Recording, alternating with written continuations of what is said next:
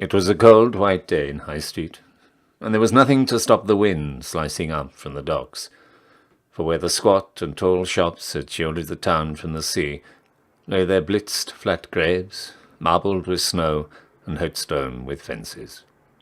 Dogs, delicate as cats on water, as though they had gloves on their paws, padded over the vanished buildings. Boys romped, calling high and clear on top of a levelled chemist and shoe shop, and a little girl, wearing a man's cap, threw a snowball in a chill, deserted garden that had once been the jug and bottle of the Prince of Wales. The wind cut up the street with a soft sea noise, hanging on his arm like a hooter in a muffler. I could see the swathed hill stepping out from the town, where you could never see properly before, and the powdered fields of the rules of Milton Terrace and Watkins Street and Fuller's Row.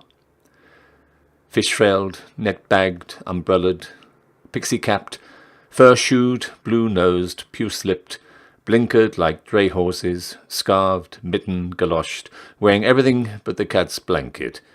Crushes of shopping women crunched in the little Lapland of the once grey, drab street, blew and queued and yearned for hot tea, as I began my search along Castle Street in Swansea town, cold and early on that wicked February morning. I went into the hotel. "Good morning." The hall porter did not answer. I was just another snowman to him. He did not know that I was looking for someone after 14 years, and he did not care.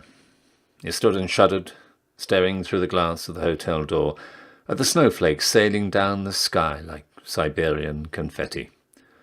The bar was just opening, but already one customer puffed and shook at the counter with a full pint of half-frozen Tawi water in his wrapped hand. I said, "Good morning," and the barmaid, polishing the counter vigorously as though it were a rare and valuable piece of Swansea china, said to her first customer, "Oh, seen the film at the Elysium, Mr. Griffiths? Oh, there's snow, isn't it? Did you come up on your bicycle? Our pipes burst Monday?" "A pint of bitter, please." "Oh, proper little lake in the kitchen. You got to weigh your Wellingtons when you boil an egg. 1 and 4, please." The cold, it gets me just here." "And 8pence change, that's your liver, Mr. Griffiths. You've been on the cocoa again. I wonder whether you remember a friend of mine. He always used to come to this bar some years ago, every morning about this time." "Oh, just by here it gets me. I don't know what would happen if I didn't wear a band." "What's his name?" "Young Thomas." "Oh, lots of Thomases coming here. I mean, it's a kind of home from home for Thomases, isn't it, Mr. Griffiths? I mean, what's he look like?" "He'd be about 17 or 18. "Oh, I was 17 once." "And above medium height. Well, above medium height for Wales. I mean, 5'6.5". Thick blubber lips, snub nose, curly mouth, brown hair, one front tooth broken after playing a game called Cats and Dogs in the Mermaid Mumbles. Spoke rather fancy, truculent, plausible, a bit of a shower-off, plus 4s and no breakfast, you know. A bombastic, adolescent, provincial, bohemian with a thick, knotted artist tie made out of his sister's scarf, or in a cricket shirt dyed bottle green. A gabbing, ambitious, mock-tough, pretentious young man, and moly, too. "Oh, there's words.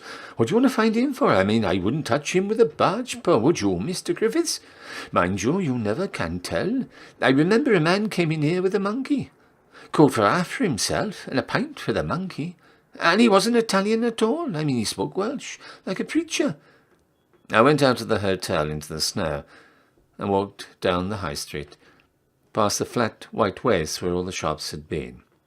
Eddershaw Furnishers, Carrie's Bicycle, Donegal Clothing Company, Dr. Scholl's, Burton's Tailors, W.A. Smith, Boots, all the shops bombed and vanished. Past the hole in space where Hodges and Clothiers had been, down Castle Street, past the remembered invisible shops.